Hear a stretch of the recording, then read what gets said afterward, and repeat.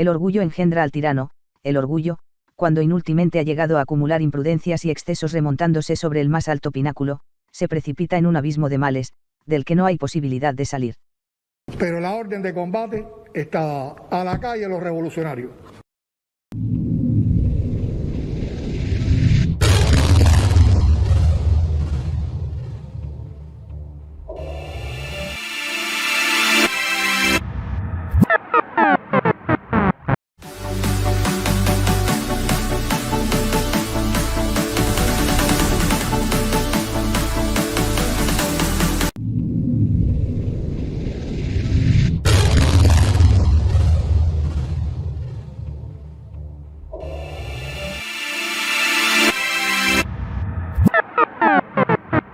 Saludos cubanos que me escuchan de cualquier parte de la nación y del resto de la humanidad. Saludos cubanos que han huido de Cuba porque no han resistido la presión de la dictadura. Saludos a todos. Mi más sentido abrazo. En esta hermosa mañana acá dentro de Cuba, quiero comunicarle las ideas que tengo sobre lo que está sucediendo actualmente con la nación cubana.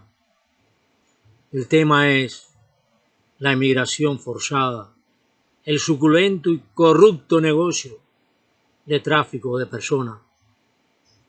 ¿A quién beneficia? ¿Quién sufre las consecuencias? En estos últimos tiempos, la migración se ha convertido en un problema mundial. Sus causas son diversas. Guerras incomprensibles, guiadas por minorías, conducidas por ególatras presidentes, que si bien son elegidos democráticamente, se adueñan del poder y de los pueblos como si fueran su propiedad personal, o los calzones usados. Hambrunas, conflictos étnicos, en menor caso ya epidemias, violencia producto del narcotráfico, la conducta irracional del Homo sapiens, enfermo de concupiscencia, logra en desproporción la huida de cientos de miles de seres humanos de sus tierras, de su patria, de sus hogares. No me detendré a pormenorizar o argumentar situaciones mundiales cuando tengo en mi país, Cuba, desde el 1959 que Fidel Castro ascendió al poder por medio de la violencia, una de las más perversas emigraciones, manipuladas como un jugoso negocio para las distintas administraciones de los Estados Unidos y el régimen implantado en Cuba por medio de la fuerza. No es que vengo ahora a percatarme del abuso de estos dos poderes contra mi pueblo, contra los cubanos, aprovechándose de sus necesidades, principalmente de libertad y derechos fundamentales. Solo que es hoy cuando tengo los medios para poder alzar mi voz y que a los corazones sensibles, cargados de sentimientos humanos, les proporcionen en su conciencia un espacio de compasión y por lo menos obren y oren por terminar con este miserable negocio donde mueren seres humanos de todas las edades y ambos sexos en estos tiempos, incorporados de otros países de Centro y Sudamérica, incluyendo principalmente la zona del Caribe. Desde el 1959 fueron y son directamente de Cuba. Justificar la huida de cubanos de la isla producto de la crisis económica provocada por el régimen es una burla infame al razonamiento humano. En Cuba nadie se muere de hambre como en algunas partes del continente africano. Es cierto que vivimos durante toda la vida con cientos de necesidades y penurias. Apenas nos ha alcanzado para un miserable sustento. Pero no tenemos seres humanos que hayan muerto de hambre, y aunque la asistencia médica esté deteriorada a pésimos niveles, aún tenemos asistencia médica. ¿Por qué entonces tantos cubanos huyen de su tierra, arriesgan sus vidas y las de sus hijos en travesías suicidas a través del mar y la selva del Darién, y depositan todo lo que tienen, incluyendo su vida, en manos de inescrupulosos traficantes de personas?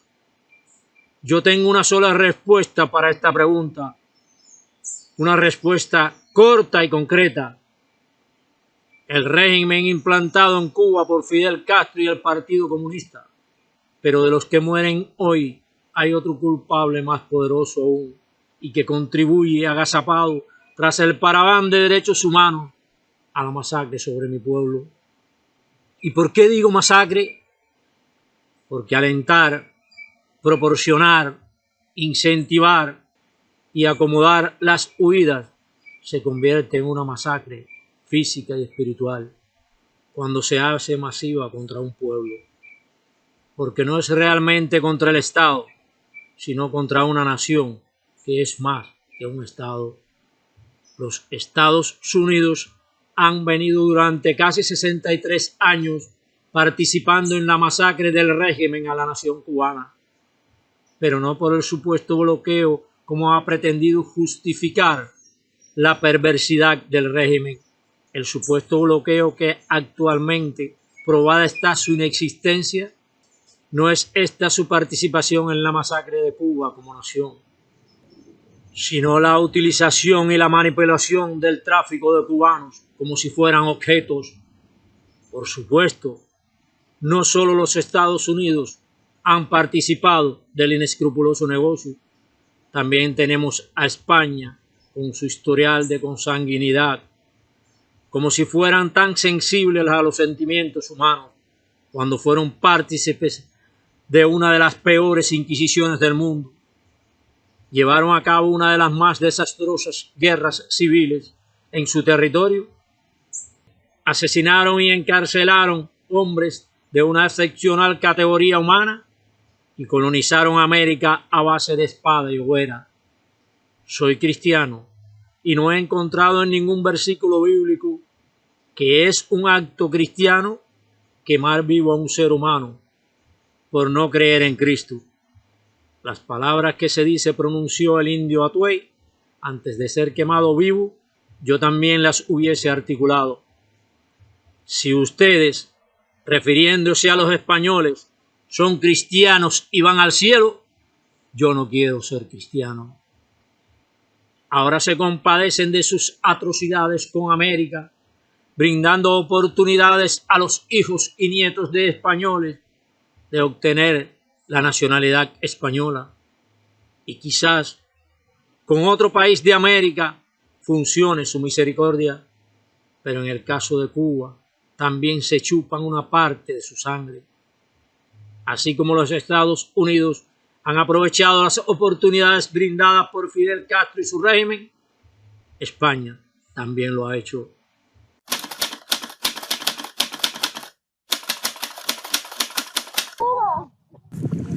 ¿De Cuba? De Cuba. Cuba. Los cubanos emprenden el viaje. Cubanos todos. Cuba se queda vacía. Es lo que escuchas a diario en las calles, refiriéndose al éxodo masivo de cubanos hacia los Estados Unidos. Escuchas en cada esquina, hogar o centro de trabajo la misma conversación. Alguien se ha ido, alguien ha llegado o fulano no lo logró. Después de que Nicaragua eliminó los requisitos de visa para los cubanos en noviembre pasado, muchos lo han abandonado todo, venden sus casas y pertenencias con el objetivo de emigrar hacia los Estados Unidos. Hasta la fecha, más de 70,000 cubanos han entrado a este país. Emprender un viaje sin saber si volverás, con el corazón lleno de anhelos e ilusiones y el alma rota por quienes dejaste atrás, con la esperanza de un día volver a verlos y la certeza de que harás hasta lo imposible por mejorar su calidad de vida, esperando firmemente que las cosas materiales puedan llenar algún día el vacío que dejaste. Lo arriesgan todo, no les importa el hambre, el frío y el peligro. solo tienen una meta y es llegar a los Estados Unidos. Y aunque son varias las maneras en que entran a este país, muchos se arriesgan a cruzar las peligrosas aguas del río Bravo, incluso con niños. Hoy comparto con ustedes imágenes encontradas en las redes sociales de muchas familias cubanas aventurándose a cruzar este río. ¿De dónde, amigo? ¿Saludos para quién? Estamos en vivo en Impacto Visión Noticias. Hay mucha gente de Cuba que nos ve.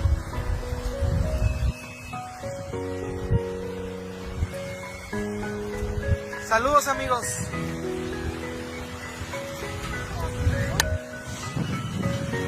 ¿Desde dónde vienen, señora? De Cuba. ¿Cuánto tiempo tardaban para llegar aquí? Un mes y pico. Pues ahí van todos. Ahí van todos. Vamos a ver una vez que estén en la isla.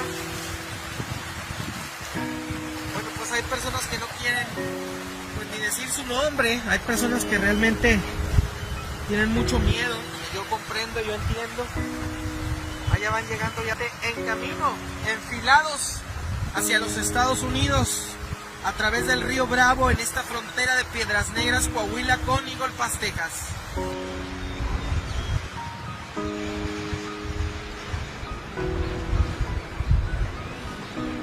Se metieron a ayudar a una señora. Fidel Castro, cuando se percató que no podía vencer a los Estados Unidos, utilizó el maquiavelismo. ¿Y qué acto más maquiavélico que acorralar a los posibles opositores o a aquellos cubanos que podrían hacerle resistencia hasta lograr hacerlos huir del país, para después le sirvieran de sustento a su régimen? Primero les cerró las opciones de existencia dentro de la nación, dejándole solo como elección la exclusión, la cárcel, el paredón o el destierro. Los Estados Unidos aceptaron con beneplácito el beneficio y recogieron lo más progresista de la nación cubana, pues al castrocomunismo no le interesa el progreso de la nación antes que disfrutar de las mieles del poder.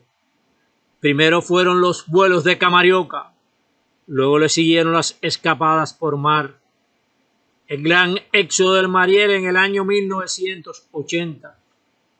Fidel Castro no desperdició los sucesos de la Embajada del Perú para convertirlos en una victoria política, porque, aunque muchos lo vean diferente, fue una victoria política de su poder en contra de Cuba como nación.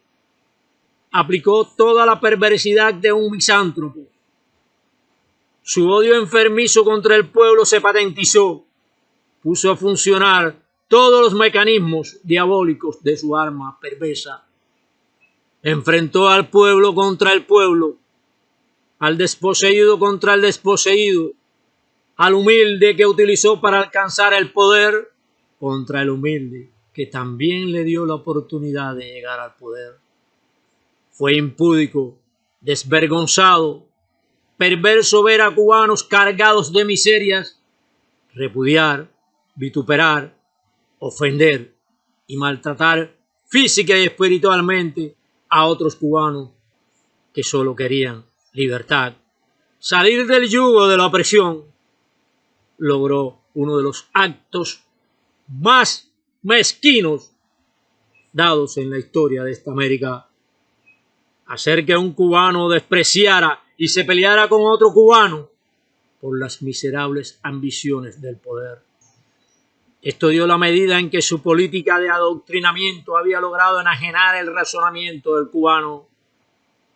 En la huida infiltraba sus sicarios, sus mercenarios bien pagados con las arcas del poder, pero abastecidas por el pueblo. Estos métodos de enfrentamiento aún permanecen y son utilizados por el gobierno actual y su presidente. El gobierno, por órdenes explícitas del dictador, sobrecargaba los barcos de cubanos que venían con la esperanza de recoger sus familiares. Las líneas de flotación de las embarcaciones se mantenían debajo del agua. Decenas de reos comunes le propusieron la libertad a cambio de ocupar un lugar en los botes. No se conformaron con eso e incluyeron a enfermos mentales.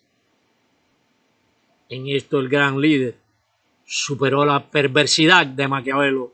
La migratoria del Mariel permitió que más de 125.000 cubanos salieran hacia los Estados Unidos entre el 15 de abril y el 31 de octubre de 1980 por el puerto del mismo nombre, ubicado al norte de la provincia de Artemisa, en Cuba.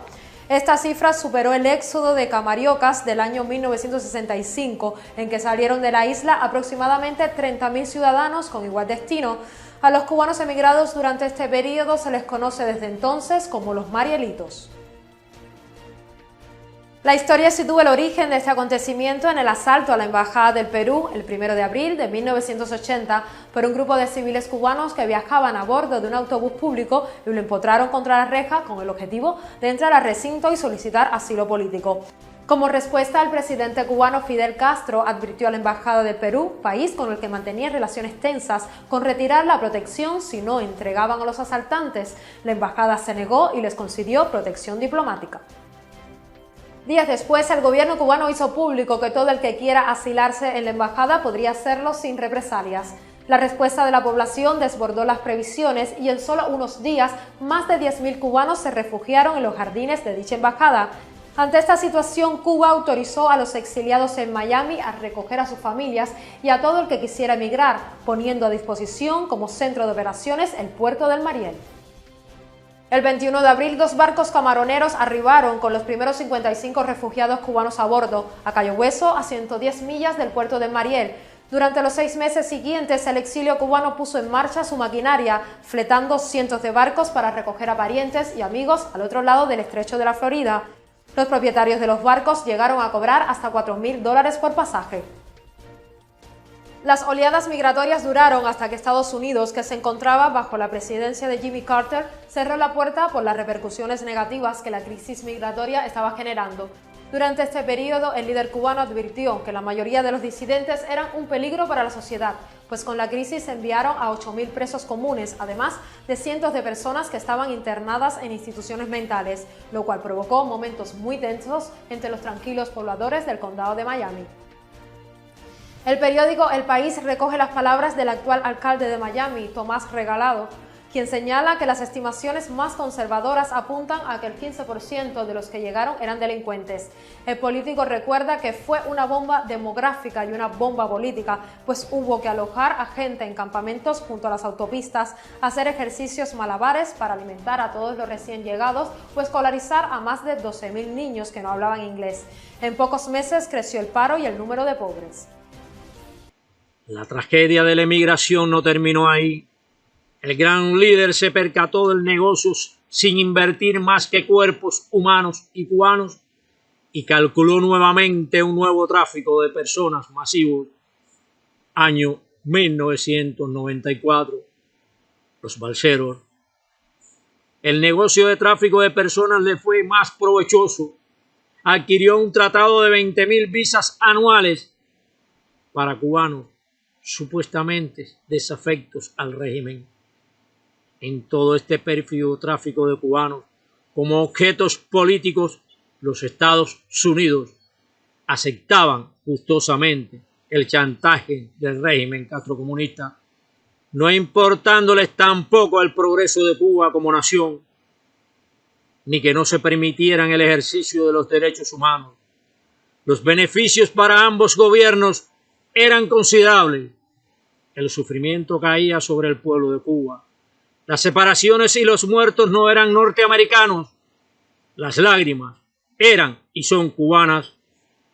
Así se han comportado los dos poderes hasta llegar a la caótica situación de hoy, donde miles de cubanos, centro y sudamericanos, penetran a través de las fronteras abiertas permitido por la política de la actual administración norteamericana de Joe Biden, que ha convertido el tráfico de personas en, si no el primero, el segundo de los más retorcidos y jugosos negocios, ahora involucrando en las ganancias directas a gobiernos supuestamente democráticos como lo son México, Costa Rica, Panamá, y otros de corte dictatorial como Nicaragua, sosteniendo todos bandas de coyotes, polleros y carteles de tráfico humano y una caterva de corruptos agentes del orden y de otros pertenecientes al sistema judicial, principalmente de los Estados Unidos y México.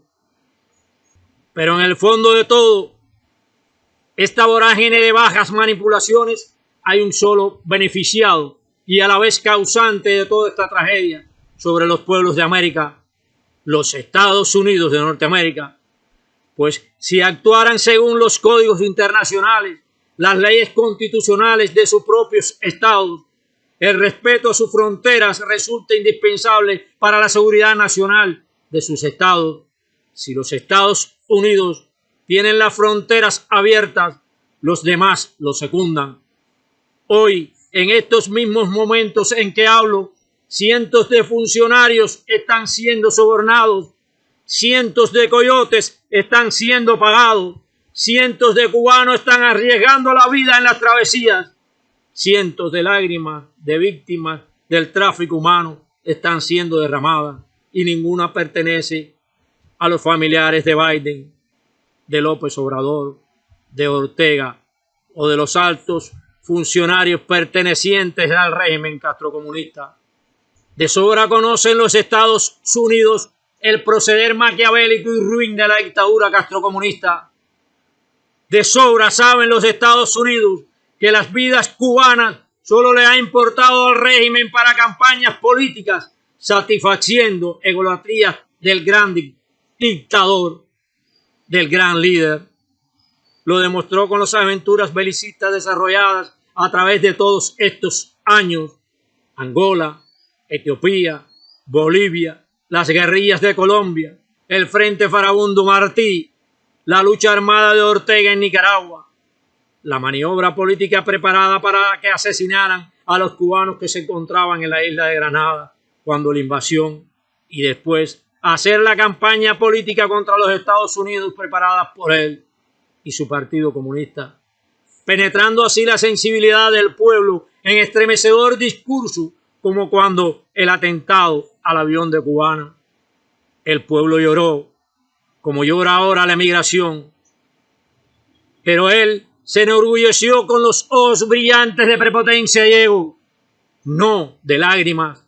Las palabras del locutor Ortega no fue una casualidad cuando dijo: los últimos cubanos se han inmolado junto a su bandera. Ya ese satánico mensaje estaba preparado de antemano por Fidel Castro. De sobra saben los gobiernos norteamericanos que el régimen castrocomunista le importa un bledo la vida de un ser humano y menos la de un cubano.